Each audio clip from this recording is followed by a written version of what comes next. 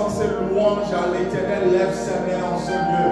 Celui qui sait qu'il ne doit aucune reconnaissance à l'Éternel peut ne pas lever les mains.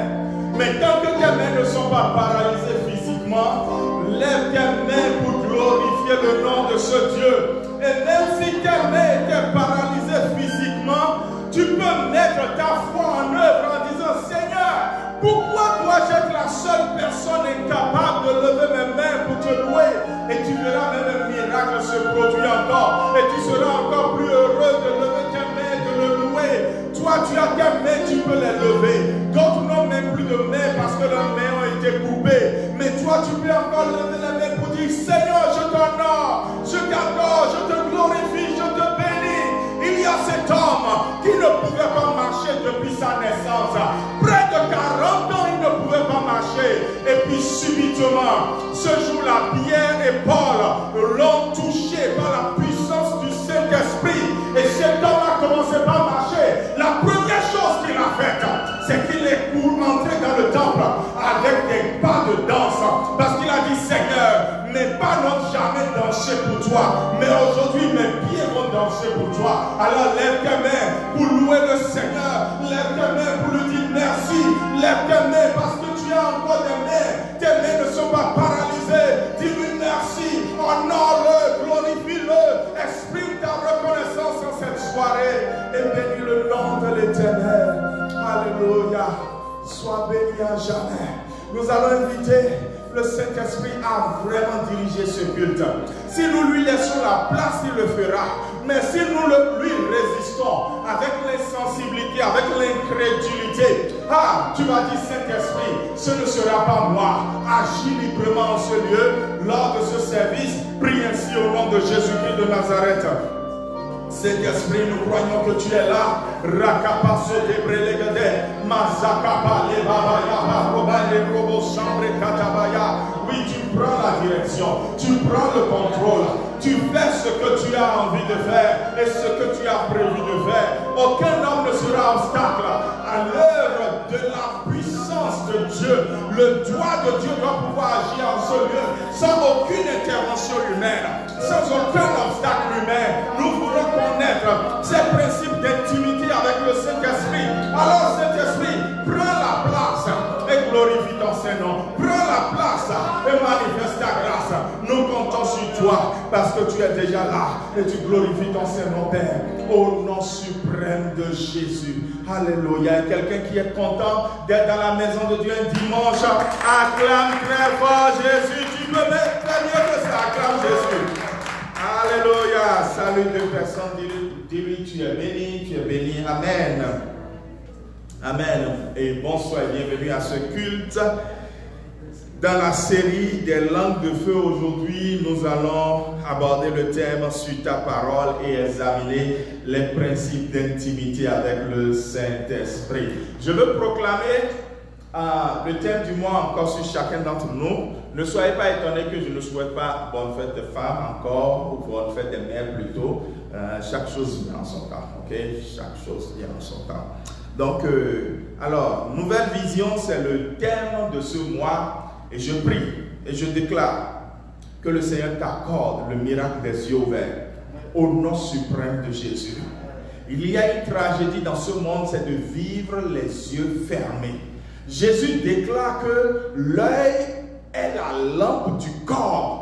Et que si ton œil est incapable de voir, alors ton corps est dans un grand chaos. Je prie que ton corps ne soit pas dans un grand chaos au nom de Jésus. Je prie que ta destinée ne soit pas dans un grand chaos au nom de Jésus. Je prie que tu aies les yeux ouverts et que ton œil puisse voir par la puissance du Seigneur en ce mois de nouvelle vision au nom de Jésus. Et quelqu'un dit Amen. Amen. Ok, nous continuons donc avec notre live class sur l'éducation des enfants. Je suis totalement passionné par ce live class. Et comme je vous l'ai dit le dimanche passé, est-ce que vous avez préparé de quoi noter? Parce que je vous assure, c'est un live class pratico-pratique. C'est-à-dire, vous prenez et vous mettez en application en même temps. Vous prenez, vous rentrez à la maison et vous vous dites, que vais-je faire en même temps? Alors, je vais lire le texte d'abord, Job chapitre 1, versets 4 et 5. Et on l'a lu abondamment le dimanche passé, mais on le lira chaque dimanche. Il est écrit dans Job 1, 4 et 5, de temps en temps, ses fils, c'est-à-dire les fils de Job, se rendaient chez l'un ou l'autre d'entre eux à tour de rôle pour y faire un bon repas. Ils invitaient alors leurs 3 sœurs et à manger plutôt et boire avec eux. Quand les festivités étaient achevées, Job faisait venir ses enfants pour les purifier. Il se levait tôt le lendemain et offrait à Dieu un sacrifice complet pour chacun d'eux, car il se disait, mes fils ont peut-être commis une faute et ils ont peut-être offensé Dieu en pensée. C'est ainsi que Job agissait chaque fois. Amen. Et nous sommes donc sur la première partie de notre live class qui est foi aux questions et compréhension. Le dimanche passé donc, nous avons déjà vu ce qui retient notre attention. Et merci pour les contributions. C'est comme ça que j'aime les live class. Merci pour cette contribution. Comme je l'ai partagé, ce test est un test qui me challenge et qui continue de me challenger dans mon rôle de papa jusqu'aujourd'hui. Et je veux pouvoir être un bon papa. Je ne suis pas le parfait papa au monde, mais que Dieu m'accorde la grâce d'être un bon papa. Maintenant, nous allons voir la deuxième partie. Est-ce que vous avez des questions? Que voulez-vous demander par rapport à ce test? Alors, on peut toujours prendre le temps de relire le test. Je veux une personne pour nous relire ce test donc, et vous allez laisser le Saint-Esprit vous conduire dans les questions. Vous savez, les questions, comme j'ai l'habitude de le dire, sont les instruments les plus puissants de la terre. Je vous assure, vous posez les bonnes questions, vous avez accès aux bonnes réponses et donc accès aux meilleures ressources et aux meilleures solutions. Donc, quelqu'un pour lire dans sa Bible ou à l'écran ce Job chapitre 1 verset 4 et 5 dans la version française courant ou dans la version Louis II, peu importe, qui nous lit ça? Oui. Job 1, 4 à 5. Oui. Ses fils allaient les uns chez les autres et donnaient tour à tour un festin. Et ils invitaient leurs 3 sœurs à manger et à boire avec eux. Et quand les jours de festin étaient passés, Job appelait et sanctifiait ses fils. Puis il se levait le bon matin et offrait pour chacun d'eux un holocauste. Car Job disait, peut-être mes fils ont-ils péché et ont-ils offensé Dieu dans leur cœur. C'est ainsi que Job avait coutume d'agir. Il avait coutume d'agir. Amen. Béni soit la parole du Seigneur. Alors, ta question est laquelle? Moi, j'ai une question, mais je vais la poser en dernière position. Ta question est laquelle? Oui? Frère Alex? Moi, c'est pas une question, c'est juste quelque chose que je remarque à l'instant et qui m'intrigue. C'est que la partie où il dit il se levait tôt le lendemain. Donc, juste après la fête, c'est le lendemain qu'il se levait tôt pour offrir à Dieu le sacrifice. Pourquoi pas au courant de la semaine ou au courant du mois, juste le lendemain, juste après, ça m'intrigue un peu. J'ai un point d'interrogation. Ok, comme quelqu'un le dit, point d'interrogation. Merci beaucoup. Je pense que quelqu'un avait abordé ça la fois dernière. Je ne peux pas vous dire que j'ai la réponse parce que la Bible n'a pas donné la réponse. Mais maintenant, il y a quand même des pistes, d'accord? Déjà, les fêtes, comme tout le monde le sait plutôt, les fêtes durent tard le soir, d'accord? On peut même programmer une fête pour 16 heures. Vous allez voir les gens tourner encore à 22 heures. C'est eux seuls qui savent ce qu'ils aiment faire la nuit. Bon, bref, c'était pour rire. Donc, maintenant, donc, le lendemain. Alors, pourquoi pas plus tard? Bonne question. La première chose que je pourrais dire, c'est qu'il faut éviter de mettre du plus tard à traiter certaines choses. D'accord? Et surtout quand le Saint-Esprit vous donne des urgences. J'appelle ça les urgences du Saint-Esprit. Est-ce qu'il y a quelqu'un ici qui peut reconnaître que dans sa vie, il a déjà reçu des urgences du Saint-Esprit? Oui.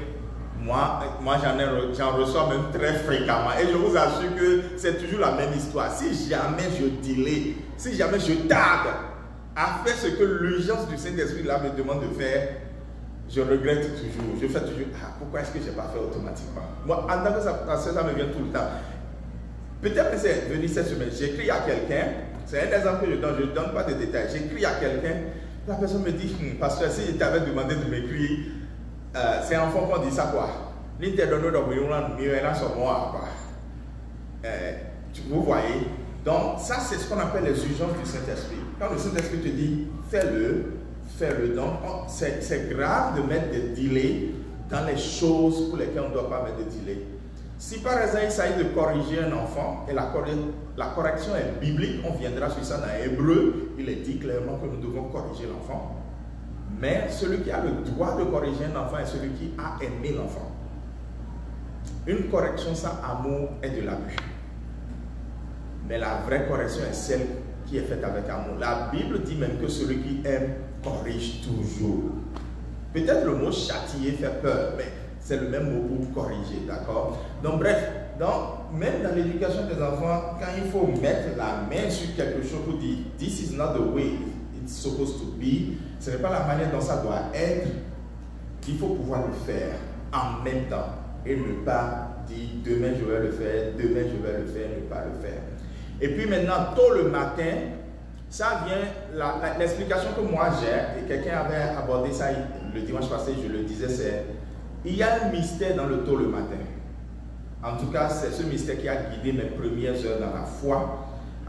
Il y a le docteur Dike Olukoya qui a sorti l'expression dévancer l'aurore, que tout le monde réplique aujourd'hui. Vous allez voir, les meilleurs temps de prière sont vraiment tôt le matin avant l'aurore.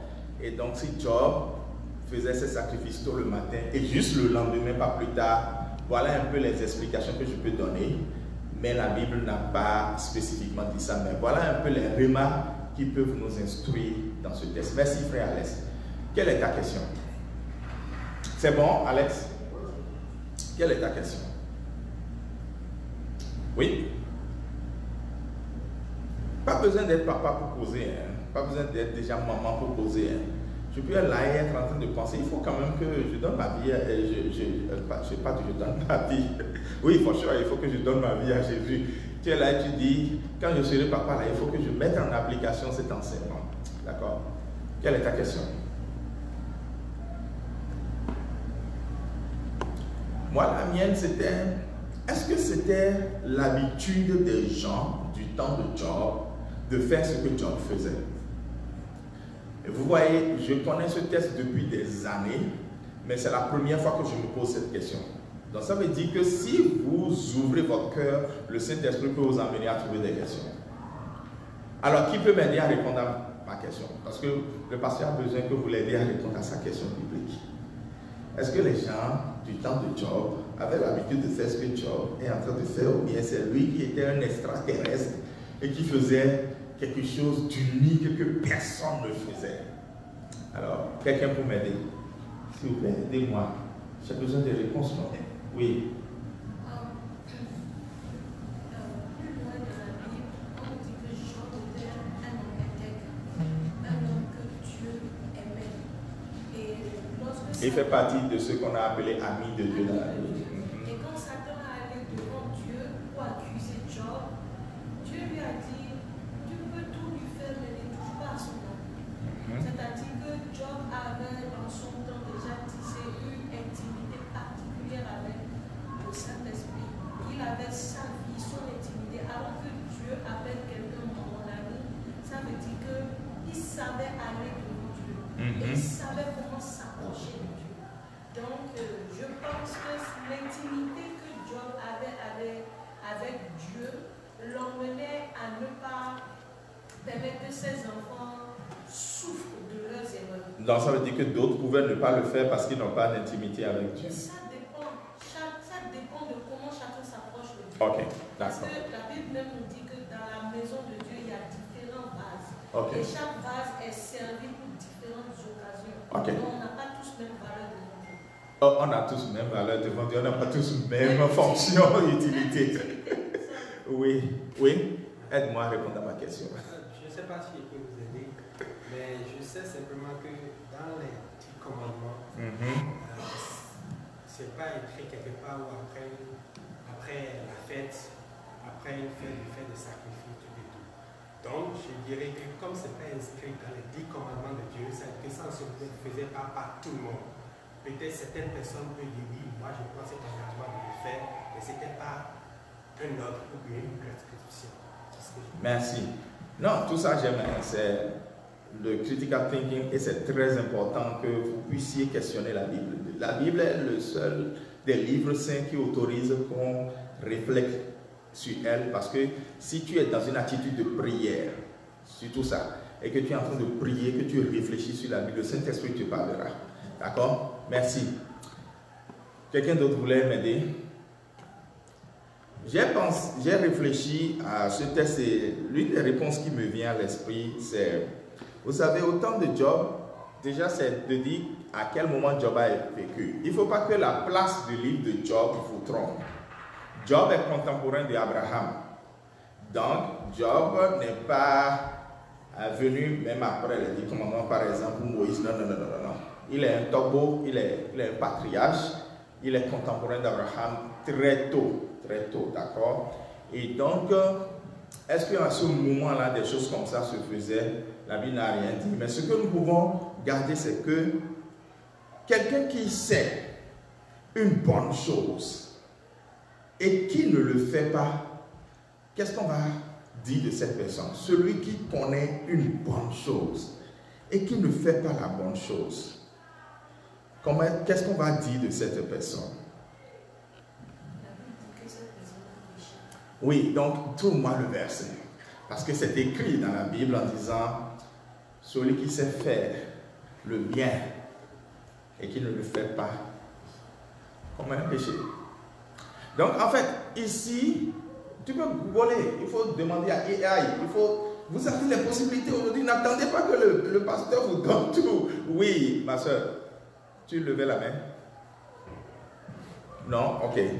Donc, c'était déjà de dire que c'est important de faire ce que l'on sait qu'on doit faire. Que les gens de mon époque le fassent ou ne le fassent pas ou moi je vais le faire. Si je viens à l'église et que mon pasteur, même mon pasteur le fait ou ne le fait pas ou, et que je sais que c'est biblique, pas parce qu'on me l'a enseigné, pas parce que je me suis trompé moi-même en inventant des trucs, il faut que je le fasse. Parce que dans ma vie, en grandissant même à l'église, le combat spirituel, quand moi je l'ai appris, ce n'était même pas dans l'église où j'allais. Donc, qu'est-ce qu'il y a combat spirituel? Mais je savais que le combat spirituel est important. Donc, je menais le combat spirituel. Vous voyez. Et c'est comme ça que vous pouvez peut-être aller dans une église où on ne parle jamais de péché. Donc, mais puisque vous savez que le péché existe, donc vous allez chercher à vous garder loin du péché, etc., etc. Donc, ce que vous savez que vous devez faire, ne trouvez pas une raison pour ne pas le faire. Une raison comme les autres ne le font pas. Une raison comme je suis allé chez l'autre là, il ne l'a jamais fait, donc moi je ne le ferai pas. Vous n'avez pas les mêmes destinées.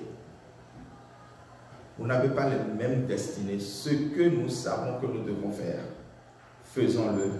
Et la Bible dit de bon cœur, comme pour le Seigneur, non, pour les hommes. Tu as trouvé le verset? C'est ça qui va t'aider. Voilà. D'accord? Donc, c'est ça qui est important. Est-ce qu'il y a une autre question avant que je le clôture pour aujourd'hui? Ok, s'il n'y a pas de questions, nous, avant de clôturer plutôt, on va voir un fun fact. Et à partir du dimanche prochain, on va commencer le live class là, avec un fun fact. Donc, chaque fois que nous voulons commencer le live class, je commencerai toujours avec un fun fact. Un fun fact, c'est un fait amusant. Mais, voilà. Et les fun facts que je vais amener vont nous amener à démolir parfois des forteresses, à détruire des choses que nous avons l'habitude de faire depuis des centenaires et qui peut-être ne sont pas bien quand il s'agit de l'éducation des enfants. Alors le fun fact que j'amène aujourd'hui, c'est cette phrase que nos parents nous ont dit. Non, pardon, nous dit, tu es trop curieux. Je ne sais pas si quelqu'un lui a dit ça une fois. Parce que moi, j'étais l'empereur des curieux. Genre, tu m'achètes un jouet aujourd'hui, souvent c'est la nuit que papa rentre et amène le jouet. Le lendemain à 10 h, le jouet n'est plus en état. Je l'ai ouvert, je l'ai dépiécé, je dois voir pourquoi ça crie, ça roule, ça fait du bruit, ça fait des lumières. Je dois comprendre. Et on m'a tapé pour ça. On m'a dit, tu es curieux. On m'a dit tout ce qu'il faut. Mais ce n'est pas que je suis différent d'un autre enfant. C'est juste qu'il y a quelque chose d'intéressant par rapport à la curiosité. Et je vais donc vous dire le fun fact qui existe par rapport à la curiosité. Les noms que vous voyez en gras là, Gruber, Gelman et Ranganathan, c'est des chercheurs. En 2014, ils ont prouvé que la curiosité stimule et libère dans notre corps une hormone qu'on appelle la dopamine, qui est l'hormone de la motivation. Et qu'à son tour, cette hormone stimule une partie de notre cerveau qui est responsable de la mémorisation et qui permet de retenir les choses ou de créer les choses. Donc la dopamine va stimuler l'hippocampe qui à son tour crée la mémorisation, crée tout ça. Et j'ai compris donc que ma curiosité, quel que soit ce qu'on a dit, tu es trop curieux, on m'a tapé pour ça, je n'ai pas changé, jusqu'à aujourd'hui je n'ai pas changé. Déjà très tôt en classe de CM, je crois, je pouvais monter beaucoup d'éléments électriques sans qu'on me les ait encore enseigné en 5e ou quoi. Je peux monter un véhicule, je peux monter des choses. Je savais que le dynamo ou bien la dynamo avait telle fonction, bref. Donc, et j'étais déjà très fort en mémorisation. Est-ce que j'étais né déjà comme ça? Je ne sais pas. Mais je suis sûr que quelque part, ça fait une différence. Alors, lorsque vous voyez donc votre enfant curieux, ne l'empêchez pas d'être curieux. Redirigez sa curiosité vers une conversation saine. S'il est curieux par rapport à quelque chose, si elle est curieux par rapport à quelque chose que vous pensez que vous ne devez pas lui exposer, que vous devez cacher, ayez une conversation là-dessus. Ce n'est pas la peine de le rabrougrer et de diminuer la capacité qu'il a de devenir quelque chose de demain ou d'accomplir quelque chose de grand demain. Maintenant, si sa curiosité n'est pas dirigée vers quelque chose de mauvais, c'est la même solution. Ayez une conversation ouverte sur la raison de la curiosité et vous saurez si vous devez l'accompagner dans la curiosité ou si vous ne devez pas l'accompagner. Mais s'il vous plaît, à partir de désormais, comme quelqu'un le dit là, dès désormais, cessons de tuer les esprits curieux, surtout dans nos plus petits enfants. Laissez-les et ayons une conversation avec eux. C'est parce que nous n'avons pas le temps pour eux que nous voulons clore le débat en imposant notre manière de faire les choses. Nous ne devons pas clore le débat. Nous devons avoir du temps pour eux pour conduire le débat. Ok. Ça, c'est le fun fact d'aujourd'hui. Dimanche prochain, on aura un fun fact pour commencer le live class et continuer. Question encore ou apport avant que je ne continue? Donc, plus personne ne dira à son enfant, nous dit, tu es trop curieux. Ok, on va prier aujourd'hui. Et avant la prière, on va donc souhaiter une bénie fête des mères, aux mères présentes. Pas à toutes les femmes ou filles, hein, aux mères. Mère, quand tu es mère, tu as été mère. Et on a des mères haut gradés ici. Par exemple, Rono est un général. D'accord? Un général, je vais dire. Voilà, c'est haut gradé. Maman Godwin, par exemple, c'est un grand colonel. Donc, il y a grâce de mère. Amen. Et nous allons prier pour chacun d'entre vous. Et mon épouse s'est levée. Bon, anyway, on ne va pas perdre du temps en attendant. Ça, c'est les surprises de l'église pour chacun d'entre vous. Donc, j'espère qu'on en a assez pour chaque mère. En rentrant à la maison, vous allez pouvoir vous servir vous-même. Mais la boîte qui est en haut, qui est différente de toutes les boîtes là, Vous savez déjà. Donc ça n'est pas pour vous. Hein. C'est clair que je ne peux pas offrir à ma femme la même chose que je vous offre à vous. Hein. Ou bien ce n'était pas clair chez quelqu'un déjà d'abord. Comment ça ne peut pas être clair? Donc la boîte qui est en haut là est différente et toutes les autres boîtes là. Non, absolument, c'est la même chose partout, mais la boîte qui est en haut est différente. Donc c'est le contenu est le même. Amen. Alors, je veux prier pour toutes les femmes. Maintenant, avant de prier, il faut que quand même je dise ce qu'il y a dans mon cœur. Pour que, à la fête des pères, là, nous soyons surpris. Il y a 2 ans, on vous a fêté ici. L'année passée, on vous a fêté ici. Cette année, on vous a fêté. Et chaque année, on vous fête là. Vous ne nous fêtez jamais. Les papas qui sont ici là, est-ce que vous êtes avec moi ou pas? Vous ne parlez pas, hein? Est-ce que vous êtes avec moi ou pas? Donc, je veux demander aux femmes de nous surprendre cette année. Hein? Surprenez-nous cette année. Hein? Surprenez-nous. Ok. Est-ce que toutes les mères peuvent se tenir debout? Nous allons prier pour elles. Je vais vous tenir debout, nous voulons vraiment prier pour vous. Je veux déclarer quelque chose d'important sur vous. C'est vrai que c'est une fête vue par les hommes pour vraiment dire oui aux femmes, aux mères, surtout celles qui ont déjà été mères. Mais c'est aussi un moment que Dieu peut servir pour encourager une femme. Et je déclare maintenant, dans le nom suprême de Jésus, pendant que nous sommes dans le mois de la nouvelle vision, s'il y a une mère ici qui est en train de se demander, Seigneur, quelle est la nouvelle direction? Père, ouvre-lui les yeux au nom suprême de Jésus. Tu es le Dieu dont le nom est Ata El Roi, le Dieu qui voit. Et tu as vu Agar dans la souffrance avec son enfant. Je prie qu'au nom suprême de Jésus, tu diriges cette maman qui est ici et qui attend une direction au nom de Jésus.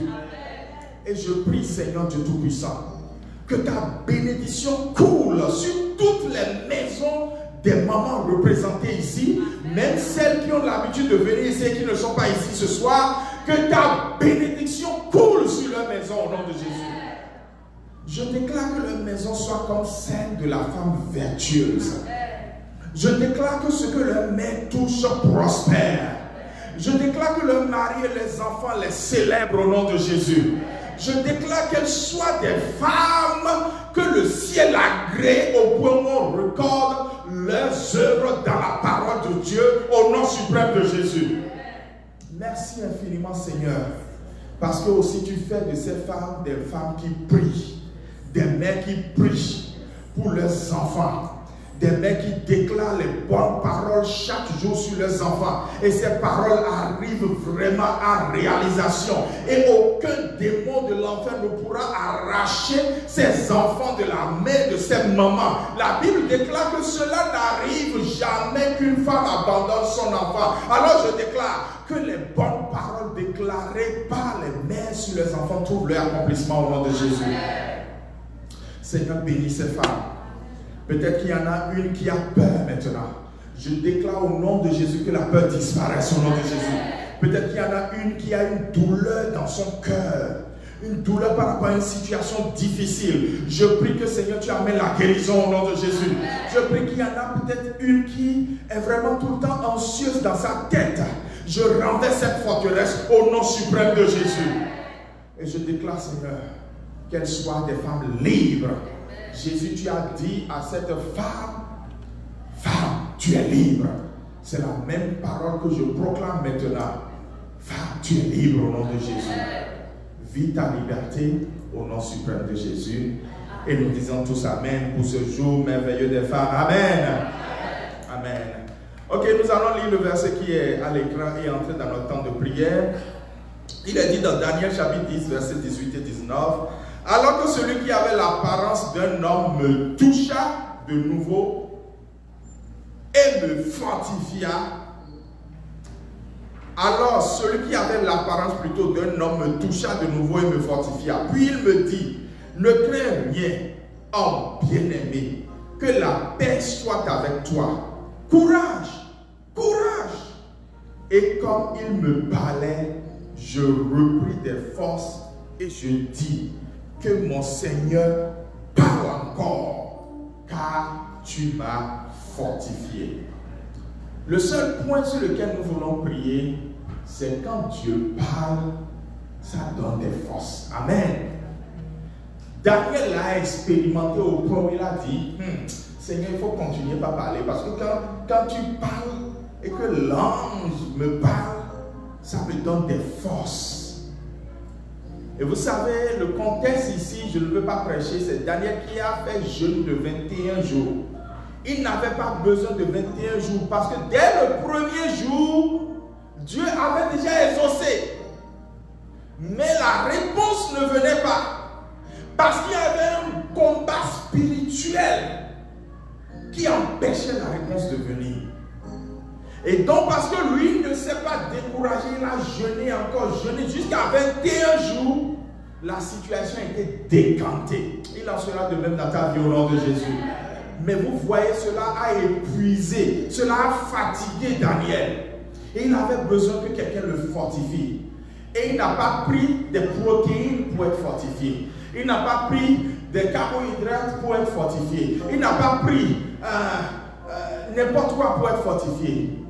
Il a entendu la parole du Seigneur pour être fortifié. Et l'ange lui a dit, courage, courage. Quelqu'un qui veut recevoir des forces se tient debout maintenant et commence par dire, Seigneur, parle-moi encore. Tu m'as parlé hier, j'avais pris des forces, mais aujourd'hui encore, je suis fatigué, parle-moi encore. Seigneur, dans cette situation qui a fait 21 jours déjà et j'ai perdu des forces, Seigneur, je te dis, parle-moi encore. Seigneur, tu connais la raison pour laquelle je suis en train de jeûner, alors parle encore pour que je retrouve des forces. Seigneur, tu sais là où tu veux m'amener, alors je dis encore, Seigneur, parle encore. Est-ce que tu peux élever ta voix et commencer par prier au nom de Jésus? Car celui qui demande à Dieu de lui parler, Dieu va lui parler. Car il n'est point un Dieu qui se tait, il est un Dieu qui parle. Et lève ta voix et dis-lui, Seigneur, parle-moi encore. Et pendant que tu es en train de lui dire, Seigneur, parle-moi, il va te parler. Oh, je t'assure, il va te parler. Tu vas entendre sa voix. Tu peux l'entendre par tes oreilles, tu peux l'entendre dans ton cœur, mais il va te parler. Il peut se servir de ce culte et te parler, ou peut-être tu te rends compte qu'il t'a déjà parlé et que tu viens juste de te rendre compte qu'il t'avait parlé. Dis-lui, Seigneur, parle-moi encore. Car lorsque tu me parles, je prends des forces. Car lorsque tu me parles, je ne suis plus le même. Car lorsque tu me parles, je ne suis plus faible. Je dis, Seigneur, parle-moi encore. J'ai besoin de la force qui vient d'en haut. J'ai besoin de la force qui vient de toi, Seigneur. Ramène-moi sur ta parole. Ramène-moi sur le tapis. Ramène-moi là où j'ai une rencontre réelle avec toi. Là où les paroles d'en haut changent radicalement. Rakataba. Seigneur, parle encore. Parle par une prophétie au cours de ce culte. Parle par une parole de connaissance au cours de ce culte. Parle maintenant, Seigneur, à quelqu'un qui s'attend à ce que tu te révèles à lui, à une personne qui n'a que ses yeux fixés sur toi. Oh Éternel, parle encore ce soir. Car Daniel a dit, malgré toutes les années que j'ai faites avec toi, malgré que je suis vieux maintenant, je viens de me rendre compte que lorsque le Seigneur parle, on est fortifié. Lorsqu'il parle, on est encouragé. Tu m'as dit courage, tu m'as dit courage. Alors je dis, Seigneur, parle-moi encore ce soir. Je veux t'entendre comme je ne t'ai jamais entendu avant, Seigneur. Parle-moi car mon cœur veut t'entendre et t'écouter, Seigneur. Au nom de Jésus.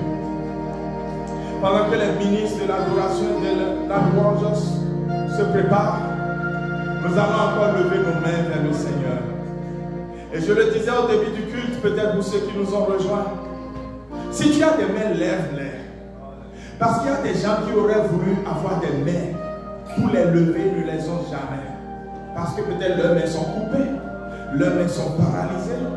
Et il y a cet homme, lui, ses pieds étaient paralysés pendant près de 40 ans, il n'a jamais marché. Le premier jour où il a marché, là, il est entré dans l'église, il a dit, je vais danser d'abord pour Dieu avec ces pieds-là. Ces pieds-là ne vont rien faire. Ces pieds-là n'iront pas au travail. Ces pieds-là vont d'abord danser pour Dieu. Si tu as des mains, lève-les maintenant et commence par dire Seigneur, je vais t'écouter, parle-moi.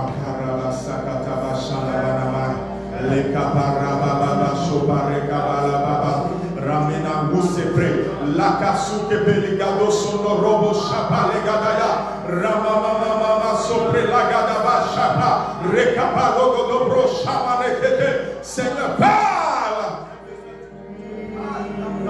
Senarabasa Katabaya, Sekebo Shapa Rekataya. Merci Seigneur, merci Seigneur. Tu m'as créé pour t'adorer. Tu m'as donné la vie pour te servir. Pour te servir. Tu as mis ta parole sur mes pieds. Tu as mis ta parole sous mes pieds. Comme un tapis. Comme un tapis. Pour marcher jusqu'à toi, pour marcher jusqu'à toi. Tu as mis sous mes pieds, tu as mis sous mes pieds toute la création, toute la création. Et moi par mes vains soucis, et moi par mes vains soucis, j'ai quitté le tapis, j'ai quitté le tapis. Et depuis je marche, selon ma voie, je suis égaré. Seigneur, ramène-moi sur ta parole maintenant. Ramène-moi sur ta parole. Je veux marcher jusqu'à toi, Seigneur. Je veux marcher jusqu'à toi. Ramène-moi sur ta parole, ô éternel Dieu. Ramène-moi sur ta parole. Ne me laisse pas m'égarer ou mourir ailleurs. Ne me laisse pas mourir ailleurs. Ne me laisse pas souffrir ailleurs, Seigneur. Ne me laisse pas souffrir ailleurs. Père, je prie que nous soyons tous ramenés à toi par ta parole. La Bible déclare qu'au commencement était ta parole. Voilà pourquoi en toutes choses, nous allons continuer par fonder notre foi sur ta parole. Et je déclare sur ton église, personne n'échouera tant que la parole est dans son cœur. Personne ne s'égarera tant que la parole est dans son cœur. Nul ne souffrira tant que la parole est dans son cœur. Et je prie, Seigneur, Saint-Esprit, enseigne tes enfants. Montre-leur comment utiliser la parole, proclamer la parole, vivre la parole, libérer la parole. La Bible déclare, tu as envoyé ta parole pour les guérir. Et ce soir, je prie, ta parole dont nous avons besoin pour reprendre des forces est la parole de guérison de quelqu'un dans le nom suprême de Jésus. Béni sois-tu, Père. Sois élevé à jamais. Au nom de Jésus, nous avons prié. Amen. Préparons nos dîmes, préparons nos offrandes et nous allons louer le Seigneur avec des cris de joie, danser dans sa présence. Amen. Amen.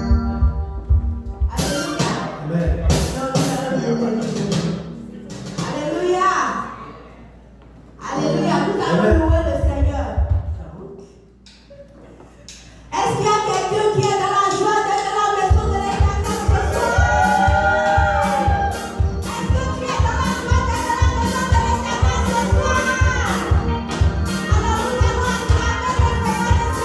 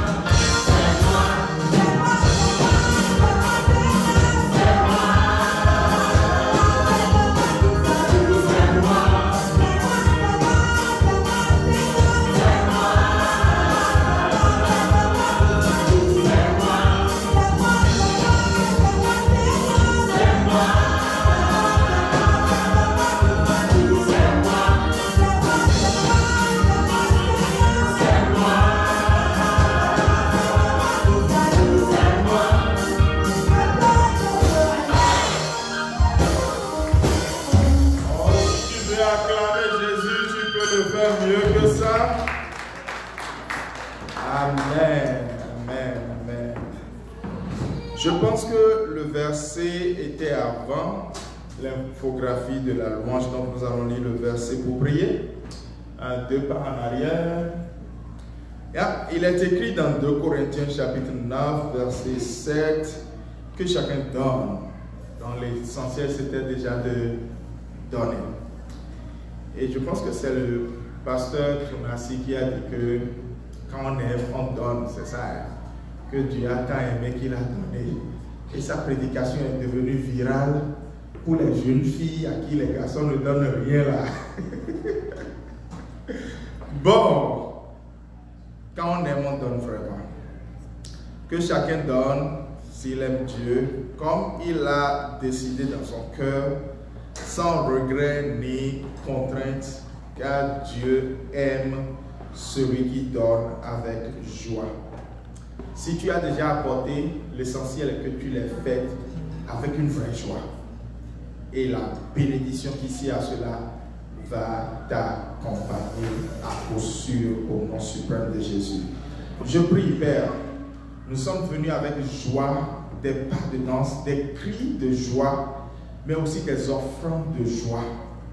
Parce que nous reconnaissons tout ce que tu fais dans notre vie, nous reconnaissons qui tu es dans les cieux et sur la terre. Personne ne nous aime comme tu nous as aimés. Et aujourd'hui, nous prions que tu agrées ces offrandes de joie au nom de Jésus. De la même manière que tu as agréé ces louanges qui sont montées vers toi et que tu te réjouis et que tu nous as même visités pendant ce temps de louange, je prie que tu visites nos maisons, tu sièges dans nos demeures, tu changes ce qu'il faut dans nos destinées au cours de cette semaine, au cours de cette saison de nouvelles visions au nom suprême de Jésus. Béni sois-tu d'avoir une église qui a une générosité axée sur la joie par rapport à qui le Seigneur est et par rapport à ce que le Seigneur fait. Que toute la gloire te soit donnée au nom de Jésus. Amen.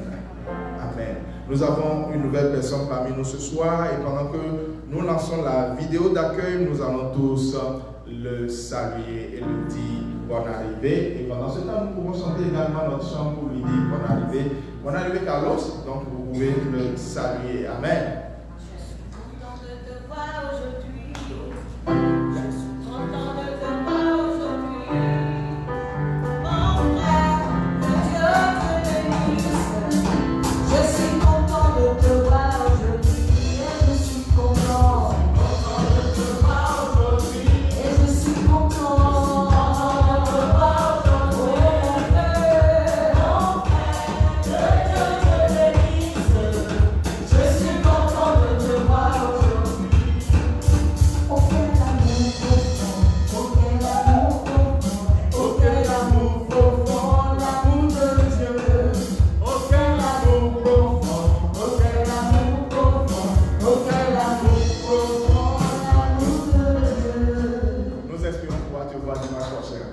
Demeure béni, tu peux t'asseoir avec assurance dans la présence de Dieu.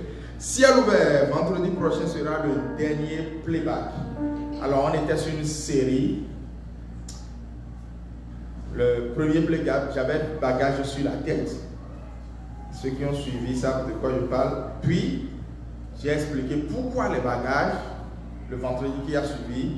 Et puis le vendredi passé, j'ai expliqué comment se décharger des bagages. Alors le vendredi qui vient, pour clôturer cette série de playback, nous allons prier. Ce sera un temps de prière. Il me semble que ce n'est que 15 minutes d'exhortation et puis tout le reste du temps c'est la prière. Donc ne manquez pas ce dernier ciel ouvert playback. Et puis dans 2 vendredis, je vais revenir en live. À les 13h, j'aurai fini ainsi avec mes compositions. Et donc vendredi prochain, c'est un playback. Et puis mes livres sont toujours disponibles au prix bien abordable comparé au contenu qu'il y a à l'intérieur. Et puis cette semaine, je suis à nouveau disponible, mais office hour mercredi dans l'après-midi et le jeudi dans la matinée. Et ce samedi, comme je l'ai promis, je vais faire une vidéo par rapport à la conférence des célibataires. Et même si vous avez déjà eu l'occasion, vous qui êtes ici à Austin, d'être en présentiel, suivez cette vidéo parce que ça va vous rafraîchir. Vous qui êtes à Austin ici, vous n'avez pas pu être en présentiel, suivez cette vidéo. Et cette vidéo est surtout faite pour vous qui étiez en ligne et qui étaient, je compte, 140 personnes étaient live le jour-là. Mais malheureusement, il n'y avait pas de son. Donc, voilà, le samedi qui vient, une vidéo va partir live. Je vais préciser l'heure dans la semaine et vous pourrez ainsi voir cette vidéo de ce que la conférence des célibataires a été avec son et image. Voilà. Et puis, il y a la conférence des couples qui vient à Gapao 25. C'est le dernier samedi du mois de juin qui clôture le premier semestre. Alors, avant d'entrer dans le deuxième semestre de l'année, nous allons mettre le show ici le dimanche soir à l'heure du culte. Et donc, venez, invitez surtout, invitez tous les couples que vous connaissez, invitez-les, que cette salle soit remplie, que le nombre de tables qu'on ait ne suffise pas. Invitez, il y aura à manger, il y aura du fond. Et puis on a une prédicatrice préparée par le Seigneur qui va pouvoir diriger ce temps, donc invitez. Et j'invite toutes les femmes à investir dans le bien-être.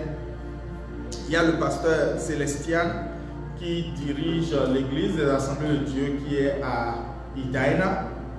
Donc ils étaient à Bloomington, maintenant ils ont trouvé un lieu fixe à Edina, c'est toujours autour de Saint-Paul là-bas. Et elle organise cette conférence depuis 5 ans. Donc ce n'est pas quelque chose de nouveau, elle avait l'habitude de l'organiser dans Minneapolis. Maintenant cette année, elle l'organise à Lake Geneva. Ça veut dire qu'elle a pris notre centre. Lake Geneva, c'est le centre de retraite des Assemblées de Dieu dans le Minnesota. C'est tellement grand que même les autres États viennent le louer. C'est là où nos enfants vont au camp. Ça a une capacité incroyable. Chaque année, on augmente les dortoirs. Et c'est là-bas qu'elle vous donne rendez-vous pour cette conférence. Ciré, une grande armée se lève. Je serai parmi les orateurs et je vous demande de frire ce moment-là. Scannez le QR code maintenant. Inscrivez-vous et faites du bien à votre âme. Faites du bien à votre âme. Ce n'est pas cher comparé à ce que cette conférence va vous donner. Donc, nous vous donnons rendez-vous là.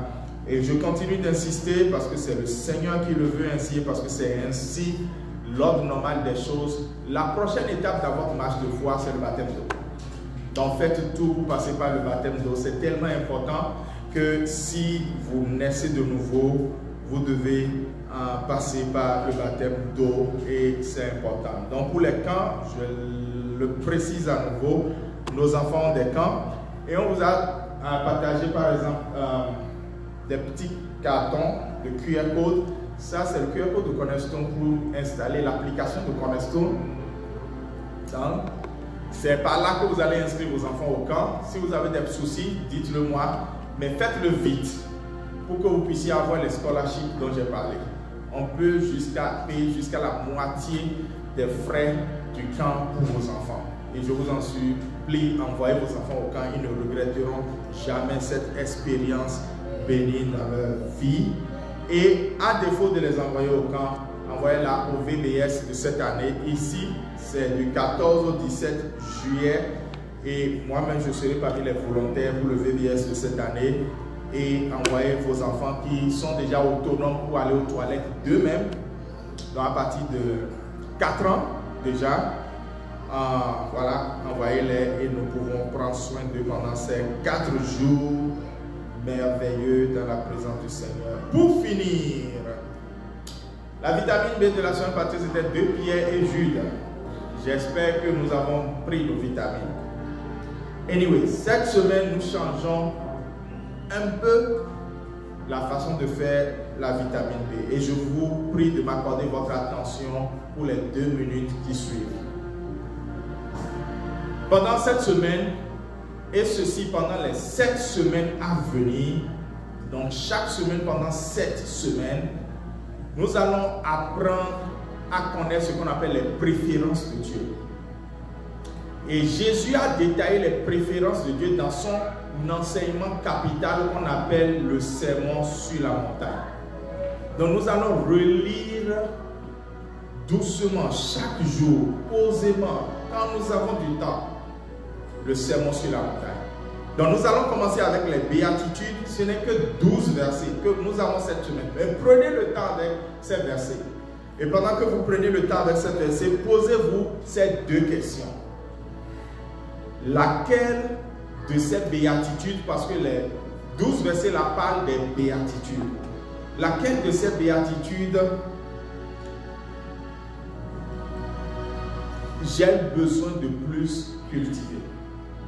Alors, je sais que beaucoup vont venir ici dimanche prochain pour dire que c'est la béatitude où Jésus a dit, si on te gifle sur la joue gauche, il faut tendre la joue droite. Bon, d'abord, ce n'était pas dans les béatitudes. Mais, si c'est ça, sois sûr que c'est ça que tu veux cultiver. Parce que ce n'est pas des dons. Ça se cultive. Tu vas passer par des situations où tu as besoin de cultiver ce que Jésus veut. Les préférences de Dieu. Et la deuxième question c'est, comment est-ce que ça la contraste avec ce que le monde veut? Aujourd'hui le monde veut coup, vengeance. Et vous savez, quand on a rendu le jugement la fois dernière de l'homme qui a tué cette chantre que nous connaissons tous, celle qui a chanté Époux aimé, j'ai vu les réactions, tout le monde était content. Oui, c'est la justice. Non, ça c'est la justice des hommes. Et je suis absolument d'accord. Parce que d'abord, les abus contre les femmes est quelque chose que mon épouse et moi, on est contre. Déjà envers les jeunes filles et puis envers les femmes. Donc rien ne justifie un abus contre une femme. Au point où ça amène la mort, c'est injustifiable. Mais rien dans la justice de Dieu ne veut un truc du fait que comme il a tué, il doit mourir. C'est pas comme ça que Dieu réfléchit. Anyway, ça peut être un choc pour quelqu'un, mais toute cette réaction de c'est bien fait là, ça montre justement comment est notre société. Notre société veut juste venger, notre société veut juste. Parce que qui se soucie de la dame? Tout le monde l'a déjà oublié. Personne ne se souvenait même de la fête jusqu'au jour où on a rendu le jugement. Et c'est en ce moment-là que tout le monde se réveille. Non, disons-nous la vérité. Nous avons de meilleures choses à faire et c'est la parole de Dieu qui nous dit ce que nous avons à faire ou pas. Alors, quelqu'un va partager ceci dans le groupe chaque jour de la semaine jusqu'à ce que nous puissions prendre nos vitamines. Et c'est cette personne qui va partager ça qui reviendra le dimanche ici pour nous répondre à ces deux questions-là. Ok. Est-ce que quelqu'un a besoin d'éclaircissement par rapport à ça? C'est le temps de l'adoration pour aller maintenant à la parole de Dieu. Si les ministres de la louange et de l'adoration veulent nous conduire, nous allons pouvoir adorer le Seigneur. Alléluia. Amen. Est-ce qu'on peut se lever et commencer à avancer dans la vie? Est-ce qu'il y a des vivants dans ce lieu ce soir? Si tu es vivant, adopte une position et abandonne-toi à l'esprit et complètement. Dans l'enseignement que nous avons reçu ce matin, la Bible déclare que Job se levait tôt le matin et il avait fait des sacrifices pour ses enfants. Examine-toi, regarde au fond de toi et réponds ton cœur devant l'Éternel. Alléluia.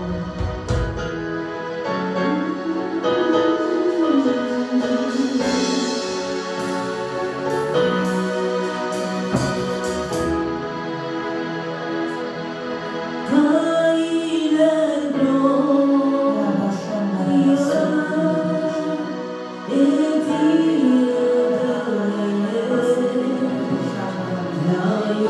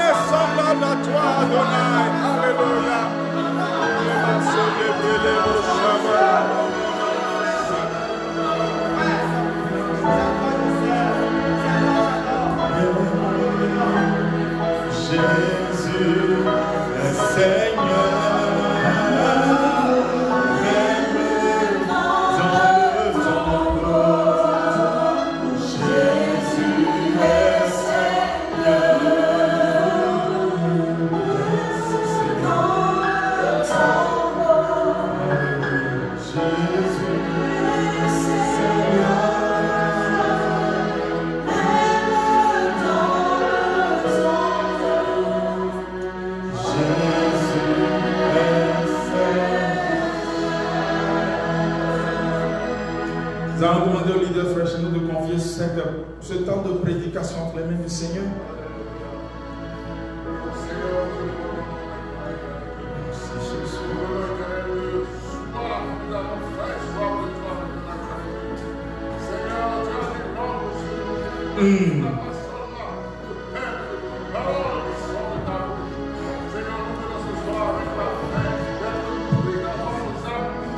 Yes.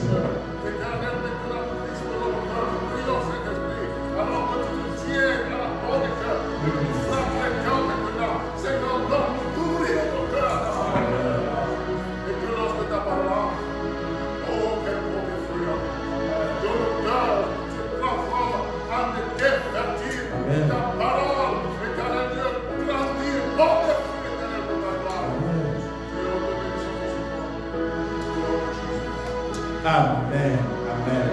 Vous asseoir avec assurance dans sa présence. Yoda, est-ce que je peux avoir mon nom, s'il te plaît? Vous avez vos micros, que l'un de vous ait son micro. Tout à l'heure, je veux te louer au paraclète, d'accord? Merci. Tout à l'heure, quand je vais donner le temps. Amen.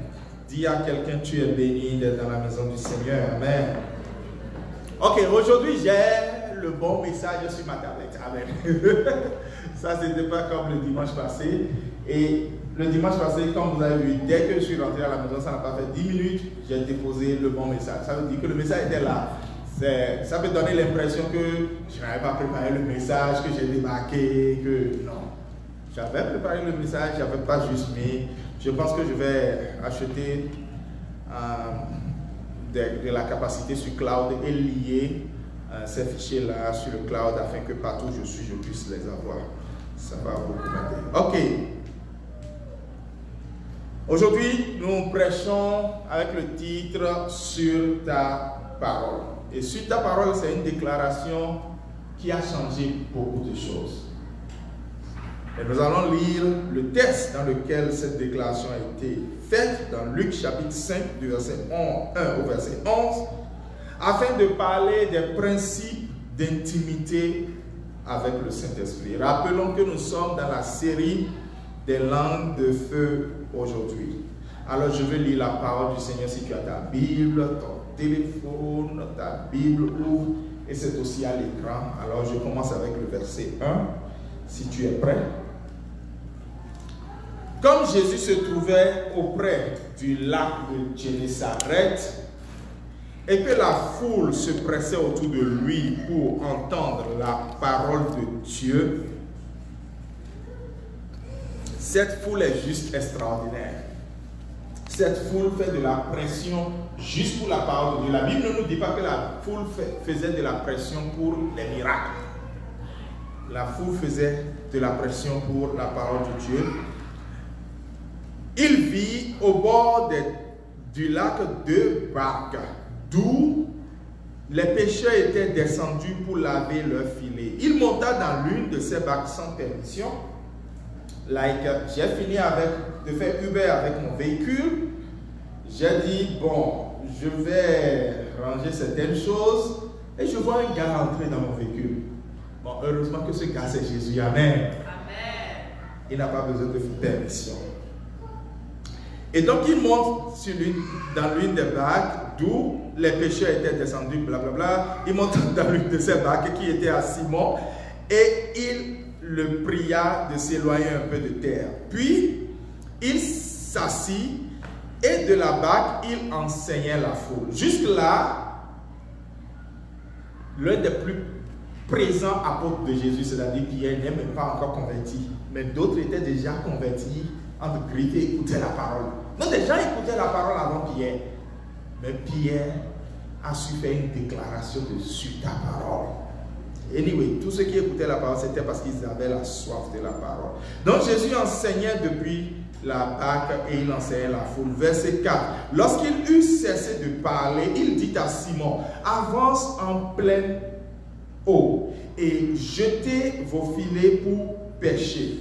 Simon lui répondit, Maître, nous avons travaillé toute la nuit sans rien prendre, mais sur ta parole, je jetterai le filet. Quelqu'un dit sur ta parole, Jésus. Oh, dis-le encore une fois, sur ta parole, Jésus. Amen. Sur ta parole, je jetterai le filet. L'ayant jeté, il prit une grande quantité de poissons et leur filet se rompait. Il y a une bénédiction qu'on appelle la bénédiction des filets qui se rompent. Je déclare que cette bénédiction te touche au nom de Jésus. Amen.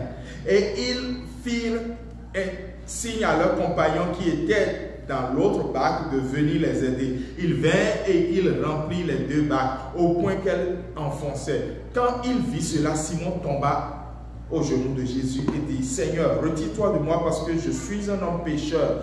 Car l'épouvante l'avait saisi, lui et tous ceux qui étaient avec lui, à cause de la pêche qu'ils avaient faite, non pas à cause de la parole du Seigneur.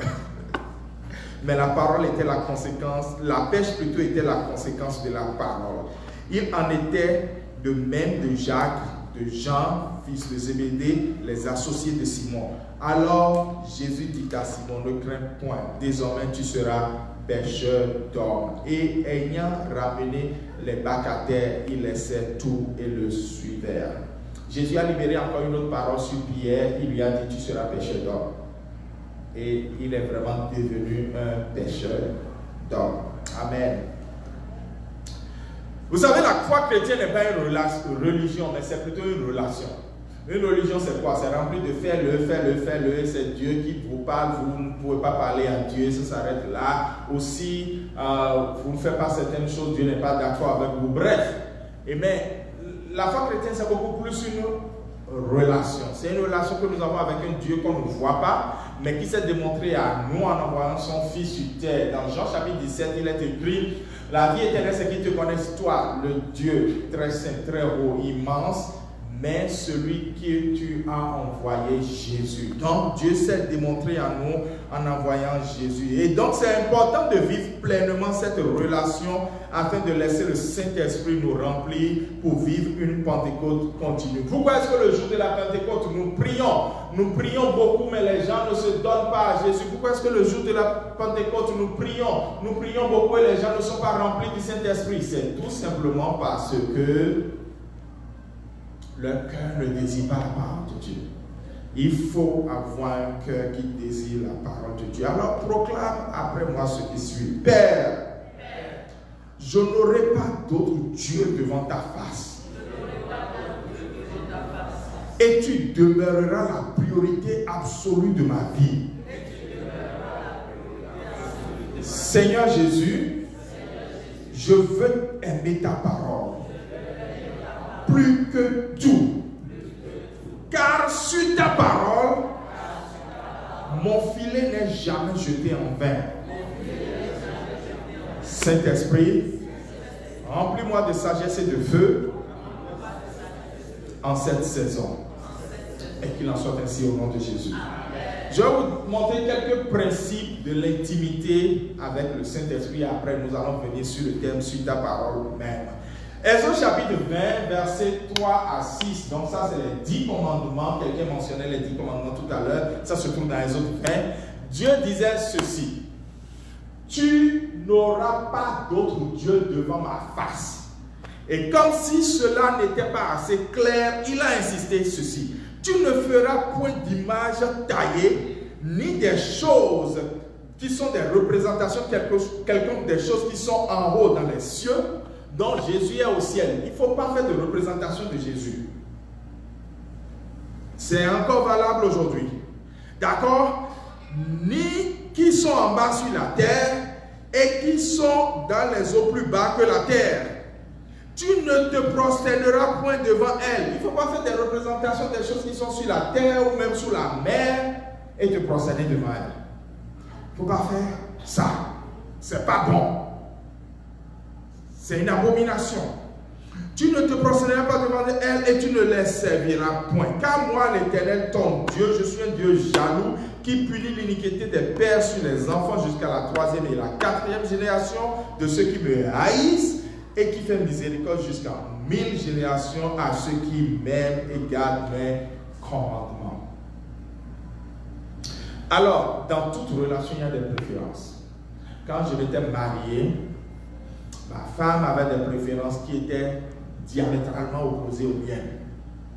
L'une de ses préférences est qu'on ne porte pas chaussures dans la chambre à coucher.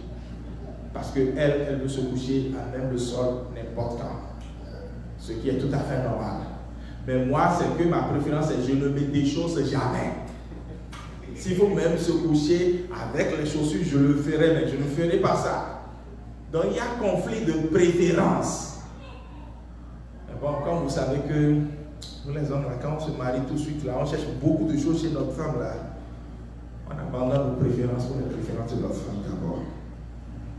Est-ce qu'il y a un homme qui me sent ici ce soir? Amen. Ok. Le Saint-Esprit a des préférences. Et il convient de connaître ces préférences. Il convient d'y croire. Il convient de les mettre en pratique dans la prière et de façon intentionnelle. Et il convient de les pratiquer même si on ne les comprend pas.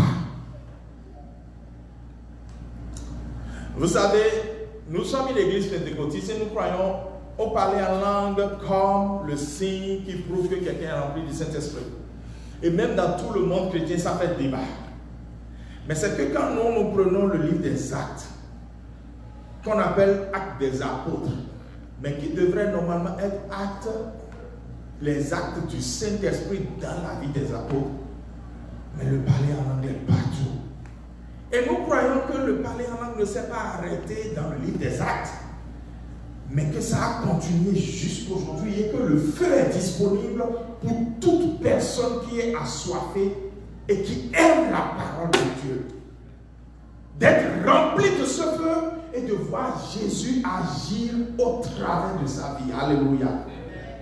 Aujourd'hui, Pierre avait dit dans son temps, je n'ai ni or, je n'ai ni argent, mais j'ai le power. Et les boiteux marchaient. Aujourd'hui, l'église a beaucoup d'or et beaucoup d'argent, mais c'est comme si l'église a perdu le power. L'église ne perdra pas le power au nom de Jésus.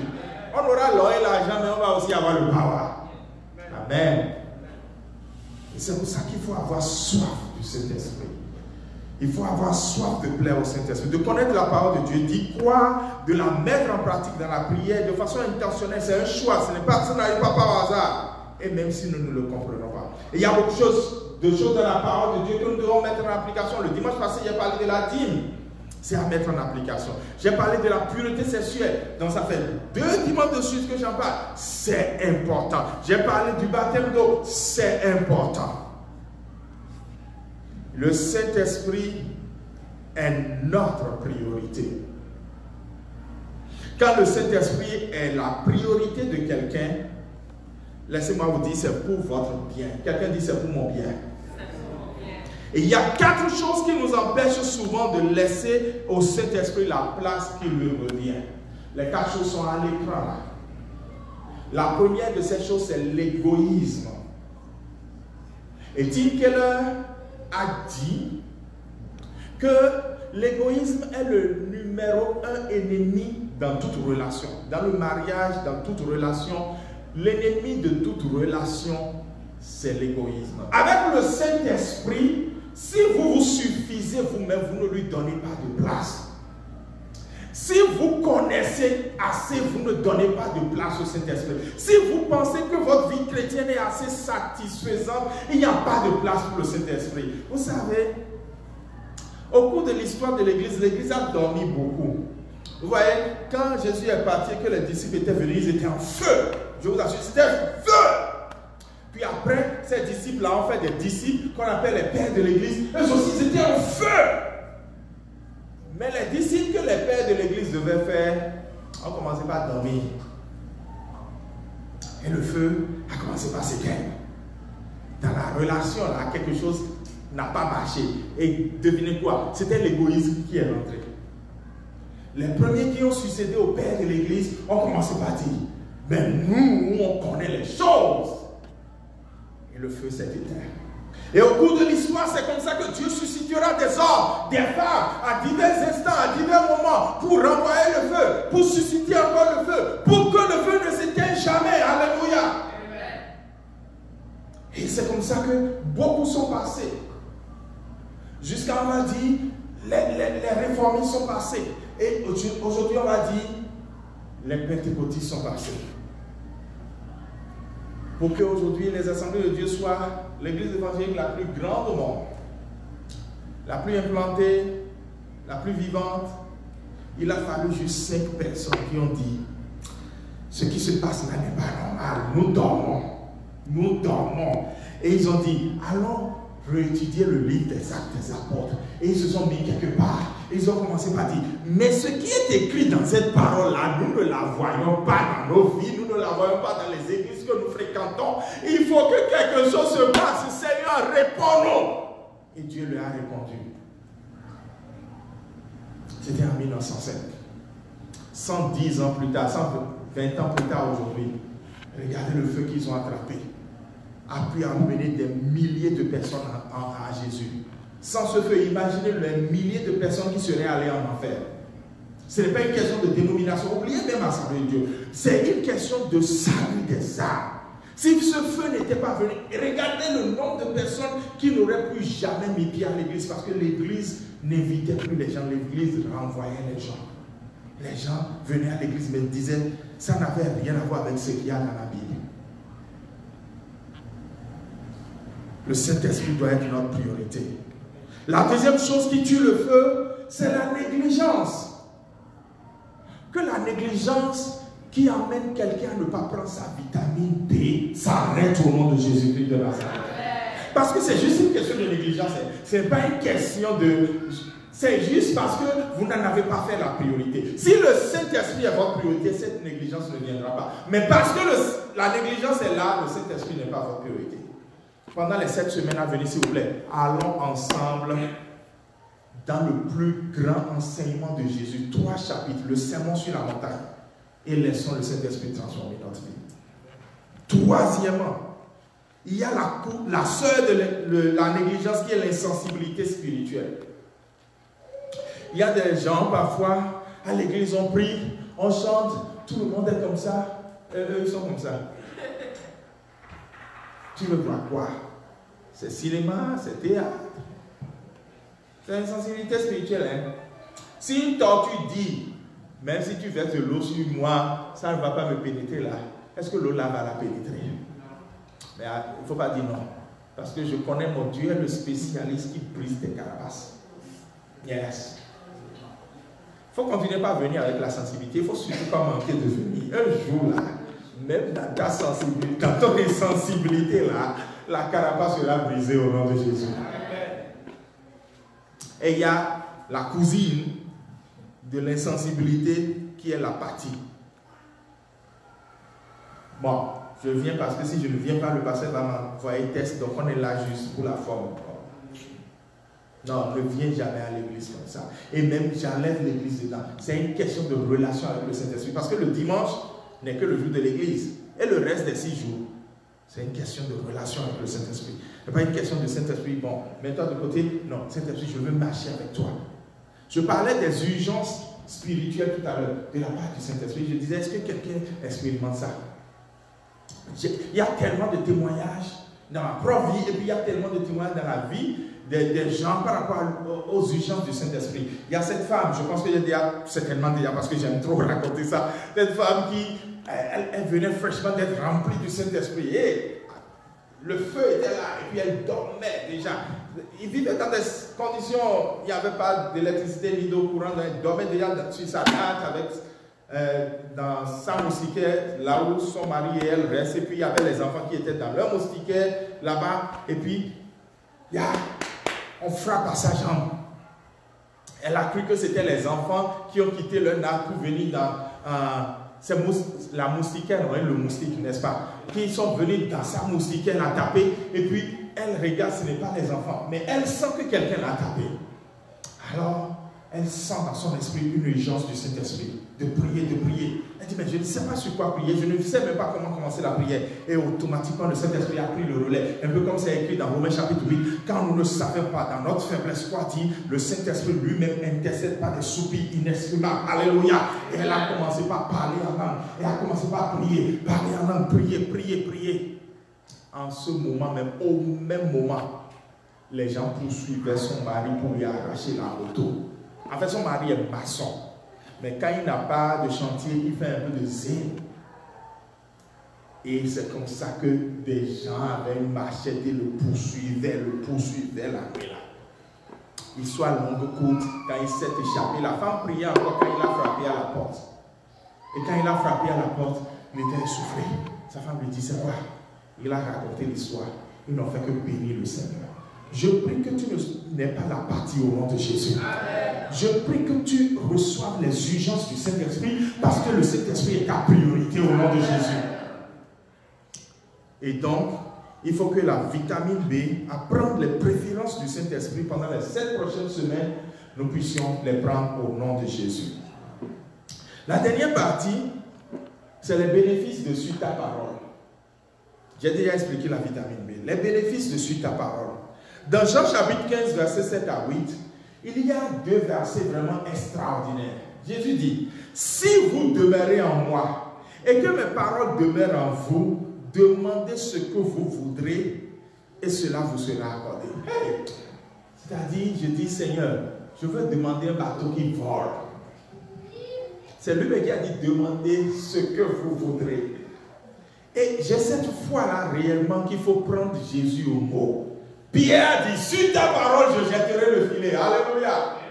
Est-ce que quelqu'un veut voir ici toutes ces requêtes connaître exaucément? Et c'est bien possible parce que la Bible dit que c'est possible. Et ce n'est pas Jésus seul qui l'a dit. Pierre l'a dit. Jésus, lui, l'a répété à plusieurs reprises. Et Pierre l'a confirmé. Et ça s'est passé parce que Pierre, lui, l'a vécu. C'est vraiment important de demeurer en Christ et de laisser les paroles de Christ demeurer en nous. Et la clé du succès ou de l'échec réside dans la connaissance ou non, dans la mise en application, l'obéissance ou non de la parole de Dieu. Pierre dit, sur ta parole, je jetterai le filet. Et Pierre a vu le résultat de façon immédiate. Alors, regardez les résultats que donne la parole du Seigneur. Premièrement, la parole nous conduit à la nouvelle naissance. Si nous laissons la parole du Seigneur, 1 Pierre chapitre 1, verset 23 à 25, il est dit, tout ça ne sera pas à l'écran parce que c'est trop nombreux et je vais y aller rapidement. Il est écrit, en effet, vous êtes nés de nouveau, non pas d'une semence corruptible, mais d'une semence incorruptible, grâce à la parole vivante et permanente de Dieu. Voilà comment Pierre qualifie la parole qui donne la nouvelle naissance. Vous êtes nés de nouveau avec la semence incorruptible, la parole vivante et permanente de Dieu. Si tu n'as pas encore donné ta vie à Jésus, il faut me voir. Tu dois donner ta vie à Jésus. Deuxièmement, la parole bâtit notre foi. Romains chapitre 10, verset 17. On dit, donc la foi naît de ce que l'on entend, et ce que l'on entend vient de la parole de Christ. Alors si parfois tu es quelqu'un qui dit, pasteur, moi je n'arrive pas à avoir la foi, hein. Devant certaines situations j'ai peur, pasteur prie pour moi, je vais te dire, je ne veux pas prier pour toi. Ah pasteur, j'ai dit de prier pour moi, tu dis, je ne veux pas prier pour toi. Je ne vais pas prier pour toi. Ce dont tu as besoin, ce n'est pas de prière, mais c'est de la parole. Parce que pour avoir la peur, ne pas avoir peur devant n'importe quelle situation, tu as besoin de la parole. La foi vient de quoi? Non pas de la prière, mais de ce que l'on entend. Et ce que l'on entend vient de quoi? De la parole de Dieu. Mais si tu remplis ton cœur de TikTok, la foi que tu auras viendra de TikTok. C'est vous qui avez dit ça.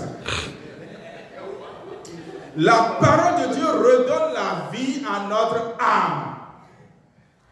Psaume 19, verset 8 déclare, La loi de l'Éternel est parfaite et elle restaure l'âme. La loi de l'Éternel est parfaite et elle restaure l'âme. Je prie au nom suprême de Jésus que la loi de l'Éternel, la parole de l'Éternel redonne la vie à une âme maintenant au nom de Jésus. Si ton âme est condamnée quelque part, dans n'importe quelle sphère, la parole va là-bas maintenant pour libérer ton âme au nom suprême de Jésus. Si ton âme est dans un désert et ton âme est en train d'avoir soif, peut-être que tu es connecté et tu nous suis. Le Seigneur dit que la personne est connectée. Je prie maintenant que ton âme soit libérée du désert et que ton âme revienne à Christ, ou qui est la source d'eau de vie au nom suprême de Jésus.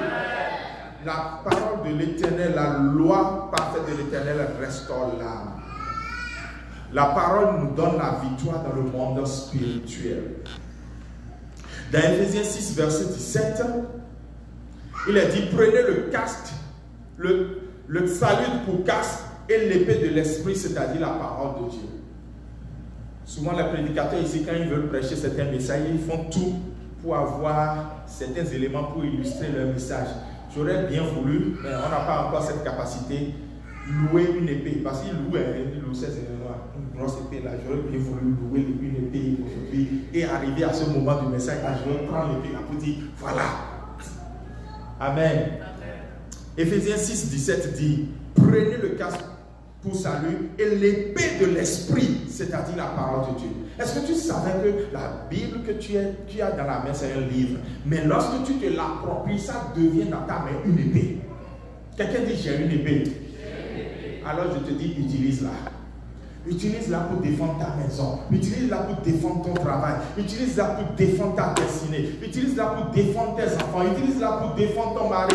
Comme c'est la fête des mères aujourd'hui. Utilise-la aussi pour défendre ta femme. Utilise-la pour défendre tes investissements. C'est une épée. Et puis la parole nous console. Nous sonde d'abord, avant nous console. Nous sonde. La parole nous sonde. Hébreux 4, verset 12 déclare que la parole de Dieu est pleine de vie et de puissance. J'ai choisi des versions de français courant pour que le texte soit compréhensible. La parole de Dieu est pleine de vie et puissante. Elle est toujours en vigueur. Elle est plus incisive qu'aucune épée à double tranchant. Elle pénètre jusqu'au plus profond de l'âme, articulation et moelle de notre vie intérieure, jusqu'à la ligne de séparation entre la vie de l'âme et de l'esprit. Elle discerne et révèle les sentiments et les penchants des cœurs. Elle juge les pensées et les intentions les plus secrètes. Vous savez, dans ma vie, il m'est arrivé de discuter, est-ce que je vais dire, mais arrivé, c'est parfois le lot malheureusement du ministère du pasteur de s'asseoir de 18h jusqu'à 2h du matin, de traiter un problème de couple et de se lever sans que le problème ne soit réglé. Le jour là, c'est Moustique qui nous a chassés, voilà pourquoi on s'est levé. Et on n'a pas réglé le problème. Et quand c'est comme ça que tu parles et que ça ne va pas, c'est la seule chose dont les gens ont besoin, c'est la parole de Dieu. C'est la parole de Dieu qui va dans le plus profond des cœurs de la personne pour aller juger les sentiments les plus secrets que même le pasteur ne peut pas connaître. Et pour traiter les choses, pour décanter les choses. La parole nous sanctifie. Jean 17, 17. Jésus dit quoi? Sanctifie-les par ta parole. Sanctifie-les par la vérité, car ta parole est la vérité. Amen. Quelqu'un dit, Seigneur, sanctifie-moi. Seigneur, sanctifie-moi par ta parole. La parole de Dieu nous communique la crainte de l'Éternel. Si quelqu'un veut avoir la crainte de l'Éternel, ça ne viendra pas boum comme ça. C'est un peu comme la foi. Ça viendra de comment tu t'appropries la parole de l'Éternel. Vous savez, comme je le dis toujours, je ne le dis pas pour boost, mais je le dis quand même comme un bouclier de toutes les façons. Donc je ne le dis pas pour me vanter. C'est vraiment, vous savez, il y a des choses que je ne ferai jamais dans ma vie. Pourquoi? Parce que je connais ce que la Bible dit à propos, parce que je connais ce qui arrive. Vous savez, quand on est pasteur, c'est facile.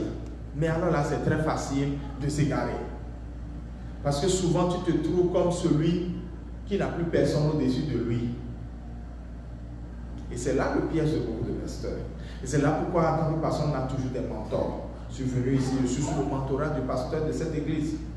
C'est pour ça que quand tu es pasteur, il faut avoir des collaborateurs à qui tu rencontres. À qui tu rencontres. Il ne peut pas t'empêcher de faire ce que tu as envie de faire, mais tu le rencontres. Ça te met dans une position d'humilité.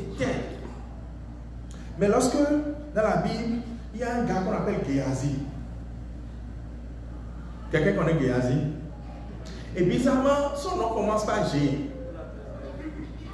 Et vous savez, l'un de mes noms de famille commence par G. Et mes deux prénoms commencent par G. Donc ce gars-là, son histoire m'intéresse beaucoup. Et je dis, Seigneur, je ne serai jamais Géasi dans ma vie. Parce que je ne veux pas qu'une lettre de Naaman s'attache à moi. Mais pourquoi est-ce que mon cœur peut garder Dieu comme ça? C'est parce que j'ai lu la parole de Dieu. Pas parce que quelqu'un me l'a prêché, je l'ai lu. Et le Saint-Esprit et moi, on a eu de l'intimité, il m'a enseigné. Et j'ai compris que je ne dois jamais faire ça. Deutéronome chapitre 17, verset 19. Il devrait l'avoir avec lui et il lire tous les jours de sa vie, afin qu'il apprenne à craindre l'Éternel son Dieu, à observer, à mettre en pratique toutes les paroles de cette loi et toutes les ordonnances. La parole de Dieu nous enseigne la crainte de l'Éternel. Je vais finir aujourd'hui sur la parole de Dieu nous guérit. Le dimanche prochain, je vais continuer le reste. La parole de Dieu nous guérit. Et j'aime, il y a beaucoup de textes dans la Bible qui montrent la parole. Il y a le psaume 107, verset 15 que j'aime. Il envoya sa parole pour les guérir. Amen. Et je crois, et un de nos anciens pasteurs ici aux États-Unis, Jimmy Schwager, a chanté il m'a touché, Jésus m'a touché. Et il avait chanté ce chant en se basant justement sur le psaume 107. Parce que Dieu envoie sa parole toujours pour guérir. Mais il y a aussi Proverbe 4, verset 21 à 22, qui dit ceci: mon fils, sois attentif à mes paroles. Prête l'oreille à ce que je dis. Ne perds pas de vue mes conseils. Garde-les au fond de ton cœur. Pourquoi? Et il dit, car ils apportent la vie à ceux qui les accueillent et ils assurent la santé du corps.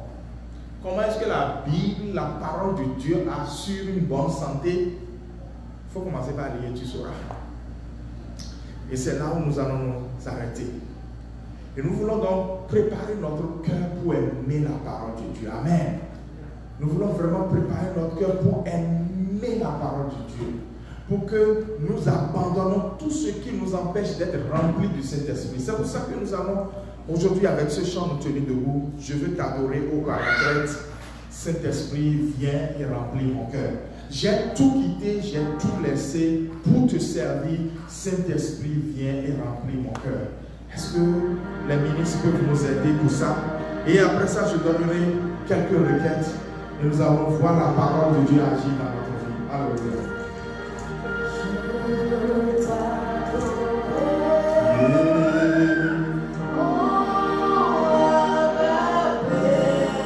Si tu connais le chant, alors octave.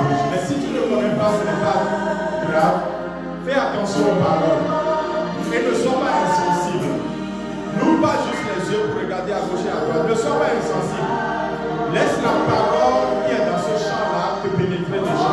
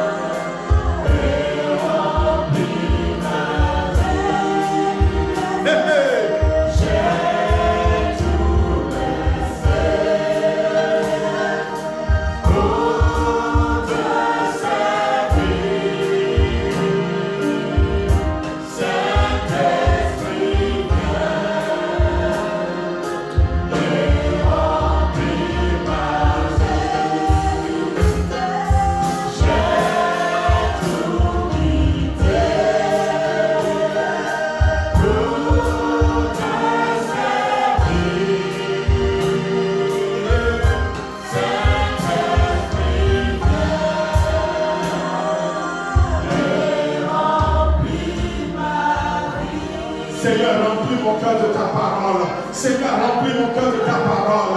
Seigneur, remplis mon cœur de ta parole.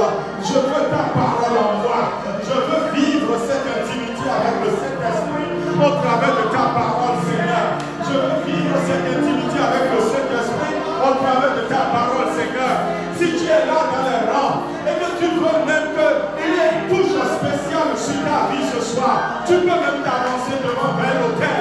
Parce qu'il y a une opération surnaturelle ici ce soir par rapport à l'œuvre que le Saint-Esprit veut faire dans la vie par rapport à la parole de Dieu. Oh Saint-Esprit, je veux voir la parole intervenir dans ma vie. Je veux voir la parole intervenir dans ma destinée. Saint-Esprit, je ne veux plus vivre comme j'ai vécu jusqu'aujourd'hui. Je veux vivre différemment avec la parole de Dieu. Avec la parole de Dieu.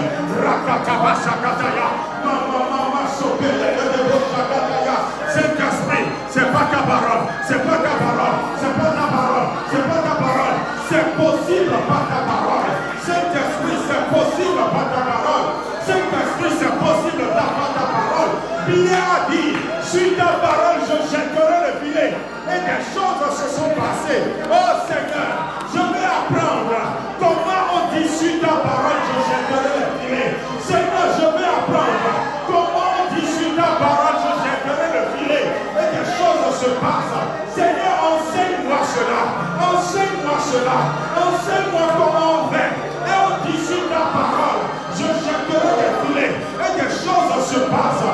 Seigneur, c'est sur ta parole. C'est sur ta parole. C'est sur ta parole. C'est sur ta parole. C'est sur ta parole. C'est sur ta parole. C'est sur ta parole. Saint-Esprit, fais de la place à ta parole. Saint-Esprit, fais de la place à ta parole.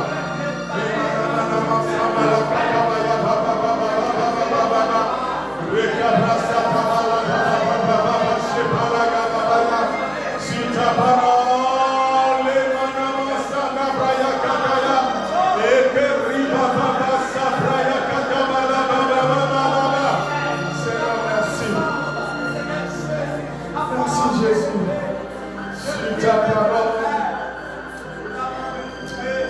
Ta parole. Daniel a entendu ta parole et une grande force est entrée en lui. Je prie ce soir qu'une grande force entre en toi au nom de Jésus. Pierre a écouté la parole du Seigneur et il a fait une pêche miraculeuse. Je prie pour toi, pendant que la parole rentre en toi, qu'une pêche miraculeuse soit possible pour ta famille. Je sentais bien dire à Jésus, je ne suis pas digne de t'accueillir dans ma maison, mais dis seulement un mot et mon serviteur sera guéri. Je prie maintenant, un seul mot de Jésus et la guérison te touche maintenant. Seigneur, suis ta parole. Des choses que nous n'avons jamais vues sont des choses qui ont commencé par se passer maintenant dans la vie. Béni sois-tu, Seigneur. Pour Seigneur Dieu, la touche nouvelle, vivante, miraculeuse, que tu accordes maintenant au nom suprême de Jésus. Sois béni, Père. Lève les mains et nous déclarons, Seigneur, pour cette semaine, pendant que nous allons dans la parole, que les révélations viennent au nom de Jésus. Il est écrit que la lettre tue, mais l'esprit donne la vie. Que pendant la méditation de la vitamine B ou d'autres passages de la Bible, ou même en écoutant des sermons, ou même pendant le ciel ouvert, je prie que Seigneur, il y a vivification au nom de Jésus. Et que Seigneur Dieu, la parole fasse que quelqu'un échappe à des pièges au nom de Jésus. Car il est écrit, dans Job, Dieu parle tantôt d'une manière, tantôt d'une autre, et l'on n'y prend point garde. Mais toi, tu ne seras pas compté parmi ceux qui ne prennent point garde au nom de Jésus. Tu feras attention aux sujets du Saint-Esprit au nom puissant de Jésus. Merci Père pour ta grâce. Merci pour nos mains que tu as touchées, nos pieds que tu as touchés, notre cœur que tu as touché. Cette semaine, nous partons encore avec toi. Tu es au devant de nous, tu es derrière nous, tu es à nos côtés. Tu veilles sur nos déplacements, tu veilles sur notre famille. Tu nous bénis, tu nous ouvres des portes surnaturelles au nom de Jésus. Et nous déclarons, le bonheur et la grâce sont les compagnons divins affectés à notre vie chaque jour qui se lève au nom de Jésus. Et nous déclarons l'amour de Dieu le Père, la grâce du Fils et la communion du Saint-Esprit demeurent avec nous chaque jour. Au nom suprême de Jésus, nous avons prié. Et le peuple de Dieu dit Amen. Amen. Dieu nous bénit. Et salut de personnes qui nous disent sur ta parole, Seigneur.